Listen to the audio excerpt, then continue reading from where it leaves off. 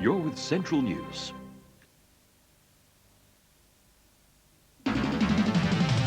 In Central News tonight, Chief Constable says cutbacks have ended his community policing.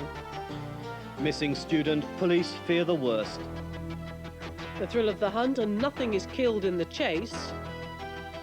And King of the Castle, the baby doctors thought would die in hours.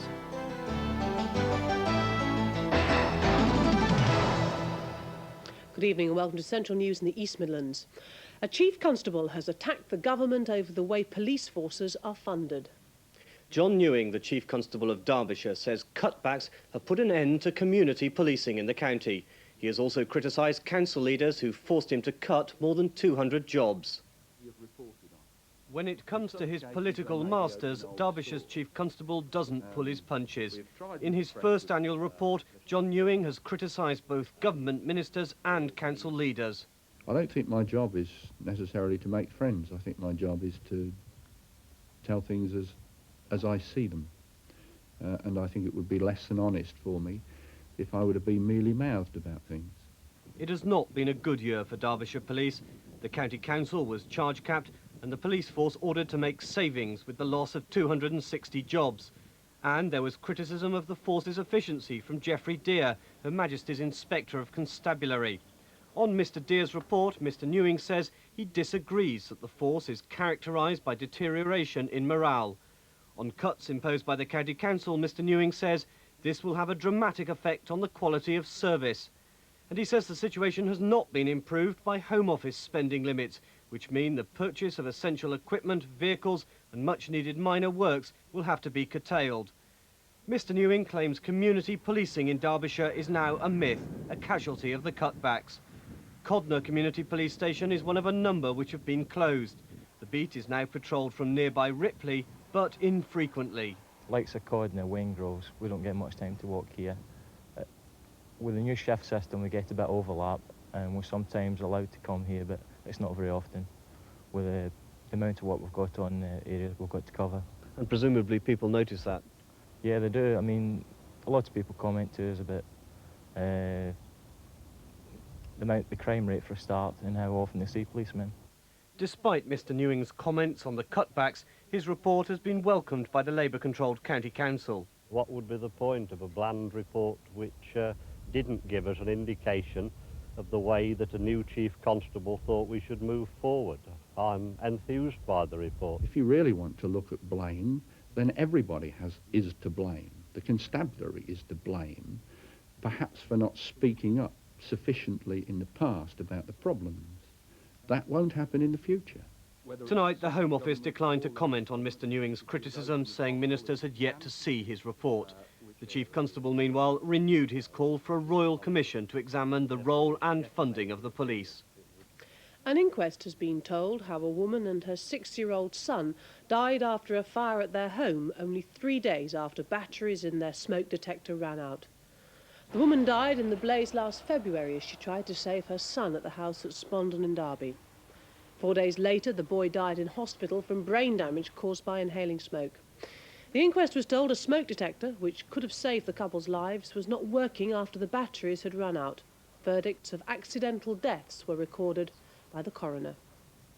Detectives investigating the disappearance of 19-year-old Rachel McLean, the student last seen on Oxford railway station, say they're becoming more pessimistic about the prospects of finding her alive. An appeal by Nottingham University student John Tanner for information about his missing girlfriend produced few fresh leads in a disappointing response from the public. Mr. Tanner described how he'd left Rachel at Oxford railway station after she'd been offered a lift by a mystery student. But in spite of this reconstruction, there has been no positive sighting of the couple. What is unfortunate is that the local response has been fairly small. An awful lot of it is from other parts of the country. We still haven't got any positive sightings of Rachel and her boyfriend in the Oxford area, actually on the 15th of April, on Monday the 15th, fortnight yesterday, which is a bit unfortunate. Detectives remain anxious that people who were at the railway station come forward.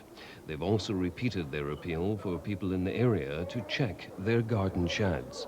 Obviously, we've had nobody phone up to say that they found anything. The response is we hope that people are looking. The fact is we don't know where Rachel is. She has just vanished. There is always the chance that she's trapped somewhere or being held somewhere. We just don't know.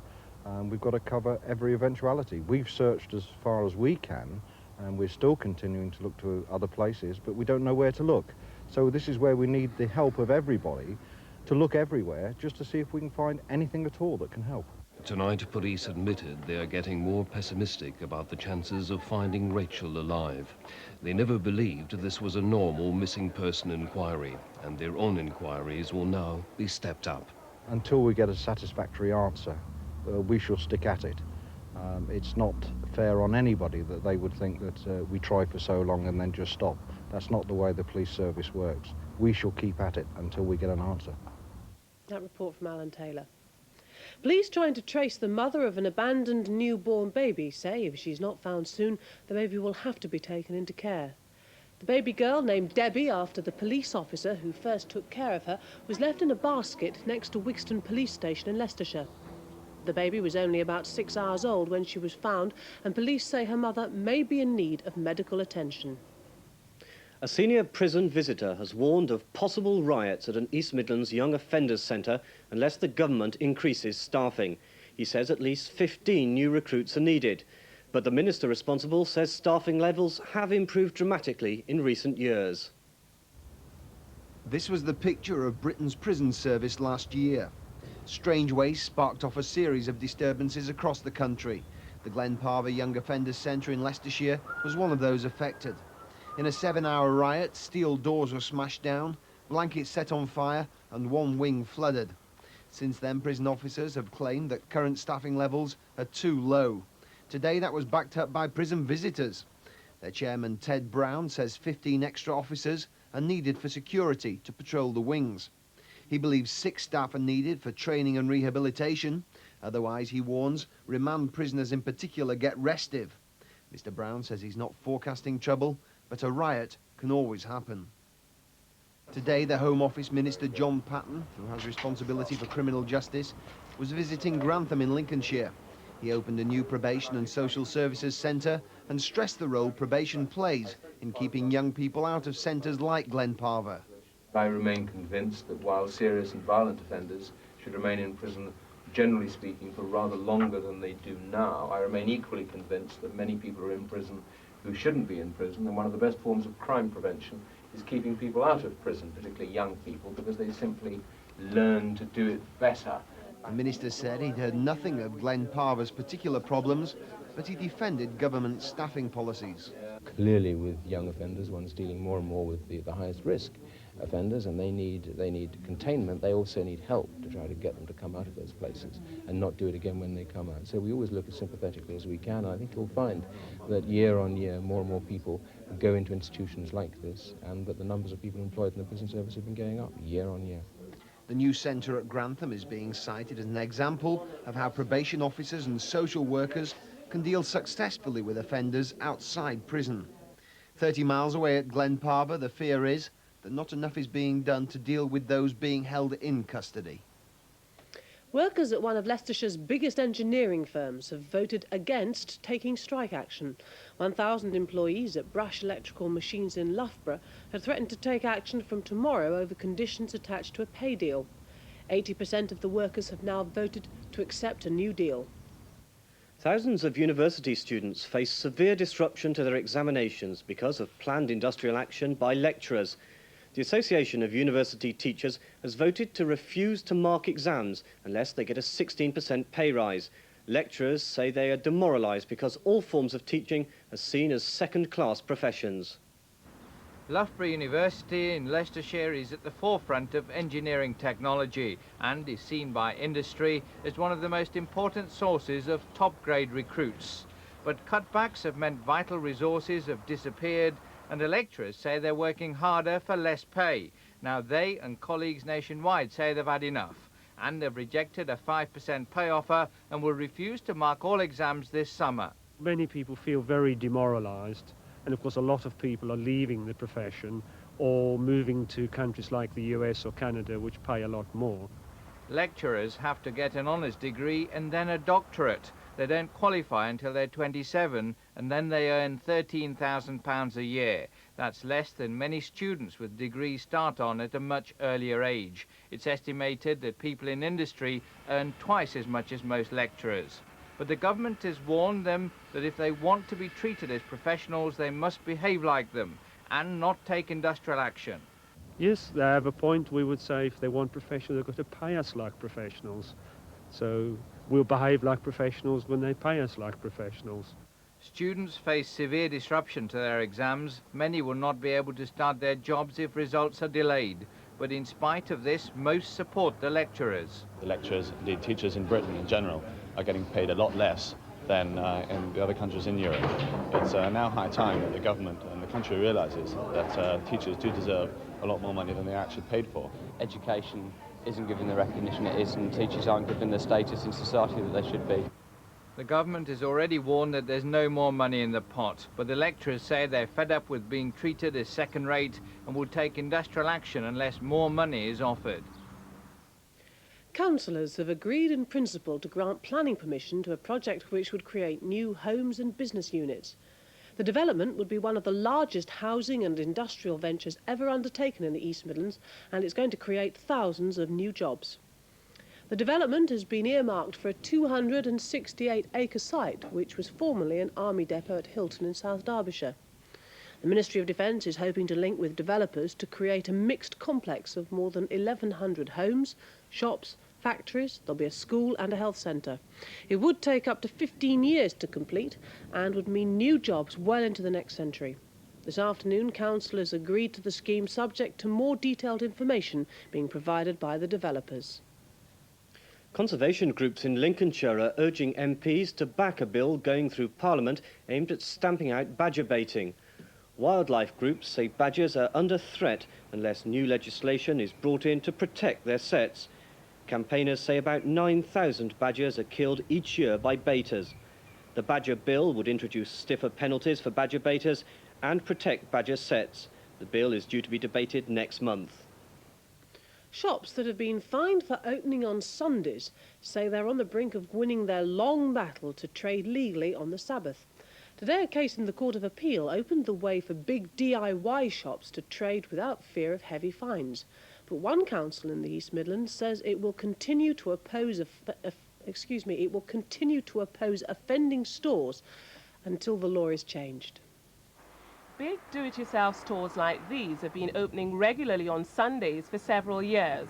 Effectively, they're breaking the law, but many local authorities up and down the country have turned a blind eye, but not in Derby. The City Council has consistently opposed stores which have opened on Sunday. Last year, it took two big DIY chains to court. Wickes was fined more than £8,000. The Do-It-All store, owned by W.H. Smith, was fined £800. Now, DIY stores in Derby have agreed not to trade on Sundays, even though they think the law is a nonsense. But a judgment in the appeal court today means Sunday trading may not be illegal for much longer. Two big DIY stores won a battle against local authorities who'd used injunctions to stop them trading on Sundays. B&Q says it's set a legal precedent, and local councils will have to think very carefully in future before taking out legal action. But councillors in Derby say they'll continue to challenge the illegal Sunday traders. We've prosecuted one or two people we've had complaints about. They've given undertakings in court that they won't open on a Sunday and then go and do so. We're in a problem then that we've got to either to have an injunction or let them get away with flouting the law. The City Council doesn't make the law, the government does, and it's up to the government to change it. Already, it's cost Derby City Council thousands of pounds to challenge shops who've flouted the law. But now, if the council were to lose a case, the cost could be catastrophic because of today's appeal ruling that a local authority would have to pay damages to shops for lost sales. We've always realised that taking injunctions and going to law is an expensive business anyway. Obviously, we haven't had a chance to consider, as a council, today's judgment, and we will need to take legal advice on that and decide what course of action we take in future. But it makes us all the more determined to try and settle this sort of thing out of court with the large stores and come to some sensible sort of agreement. And councils are hoping that the matter is settled once and for all in the House of Lords next month, when a final ruling is expected on whether Sunday trading is legal or illegal. That report from Vera Gilbert. Well, that's all for part one. We're taking a break now, but do stay with us because coming up in part two, I'll be putting my teeth in and we'll be looking at hunting with the pack. But in this country sport, nothing has to die. Still with sport, the Leicester connection picked to shoot down Turkey. And two today, the little boy who survived against the odds.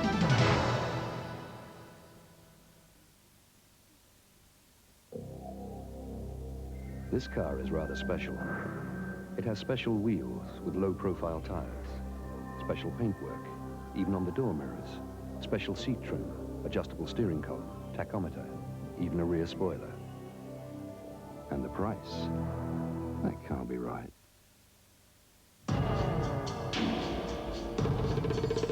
Esso quality motor oils. In tests, most cats said their engines preferred them. My garden grows into a complete reference work, adding colour all year round. My Garden, out now from Marshall Cavendish. What was the largest carnivore to have walked on Earth? Trivial Pursuit is back at McDonald's. There are £6 million worth of prizes. You could win one of 2 cash prizes of £100,000. Or, if you're really lucky, a Big Mac. Pick up a card from McDonald's, select one question category, scratch out that question and one answer. And remember, every correct answer wins a prize. The £6 million Trivial Pursuit Challenge at McDonald's. Which liquid detergent is now pioneering recycled plastic? Ariel liquid, now with recycled plastic. Swidler, where cars start from only £10.85 per week, APR 22.5. Swidler Motors, 180 Catherine Street and 47 Blackbird Road, Leicester.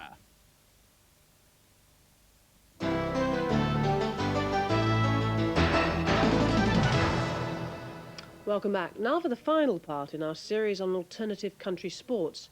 This week we feature a little-known form of hunting, and it doesn't involve anything dying. It's fast, it's furious, and even allowing for socialising, it's usually all over in a couple of hours. It involves chasing not a fox, but a panther, who's given a 10-minute start before the foxhounds are let loose in pursuit.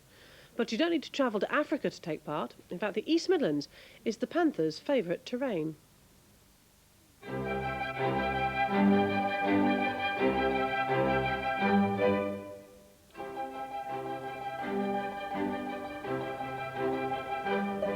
Quenby Hall, Leicestershire.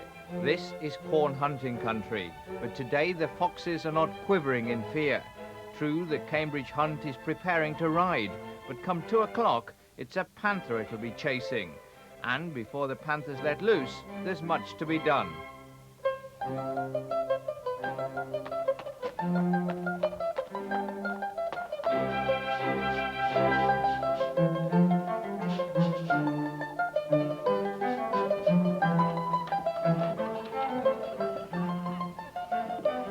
These riders have come from all over the country.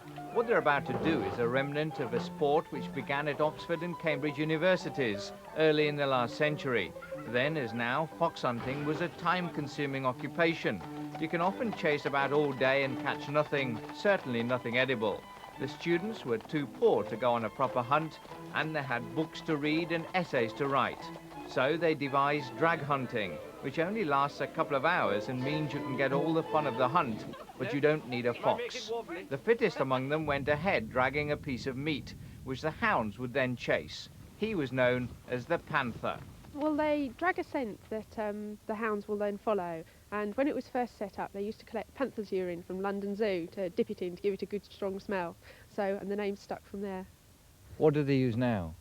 It's a piece of meat, and it's prepared by our hunt chairman, and he keeps the copyright on the mixture. He won't tell us. Today's panther is an experienced runner, but what would happen if the hounds managed to catch him? I don't know, but I think as far as I can see, you might get licked to death, but nothing else.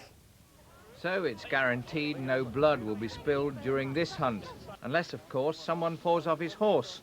And there's always a chance of that because there's plenty of vintage port about. The landowner, Squire Delisle, is providing the drinks. The wine shop will be happy. Okay.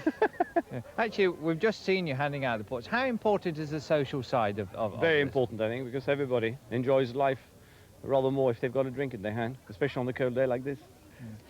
Although this is no blood sport, if you forget the use of the meat the panther drags behind him, all these drag men and women are supporters of fox hunting. This is not an alternative to killing foxes. Oh no, I think it's far from it. I think they all realise the extent to which we rely on the foxhounds. They help us out with the places we can go. In fact, all our hounds are draft foxhounds.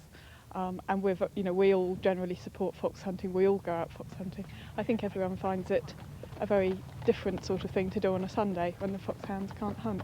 If they stopped fox hunting, there'd be no foxes anyway, because the farmers wouldn't, want the foxes killing the geese and the chickens and the lambs and everything else. What people don't realise, the people that are against fox hunting, they don't realise that farmers keep, make sure there's foxes about and one thing and another, and don't gas them and shoot them and all that sort of thing, just to have a little bit of sport. We do need to cull the foxes. We saw one last Wednesday, I think it was, and if there had been some sheep, young lambs perhaps, it would have been chasing those. So if we'd killed one, as we did on Friday, we would have done a bit of good. So this is fox hunting without the fox. The same terrain, the same thrill of the chase, the same people, the same hounds, the same horses, but all much quicker.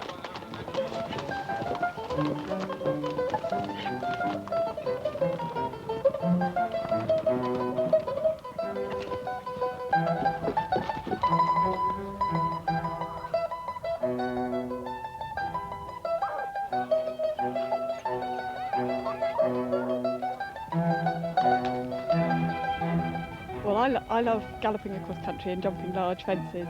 I do a lot of event riding and I enjoy the thrill of kicking on at a fence. It's fast, furious. It can be great fun because you do a lot of jumping very quickly. There are those who'd like the panther to replace the fox forever. But without the one, the other couldn't and wouldn't exist. But the good news for the fox is that, like the students of old, the modern hunter has less and less time. And that means the 2-hour drag hunt will become increasingly popular.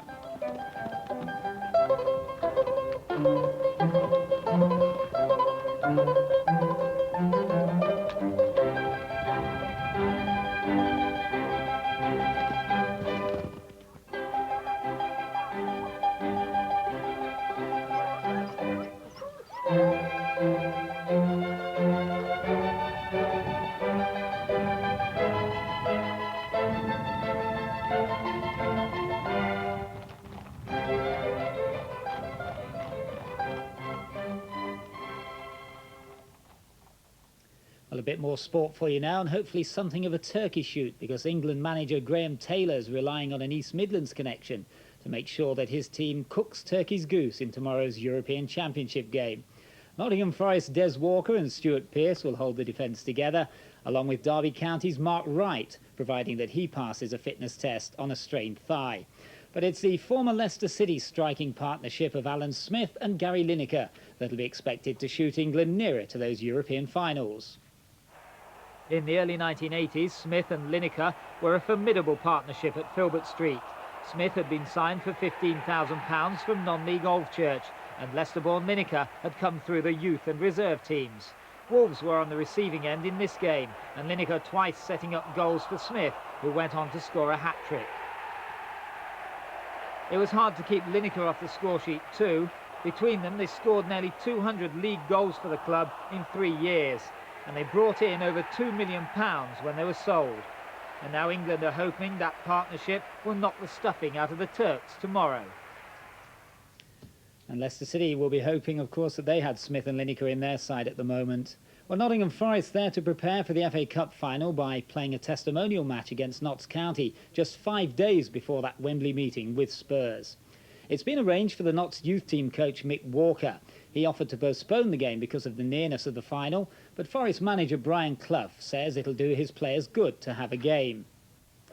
After Sunday's rush for Cup final tickets, Forest say it's all a bit quieter now.